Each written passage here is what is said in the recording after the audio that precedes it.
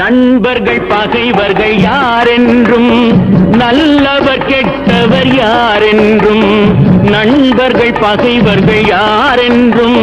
நல்லவர் கெட்டவர் யாரென்றும்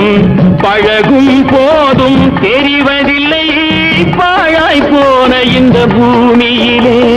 பழகும் போதும் தெரிவதில்லை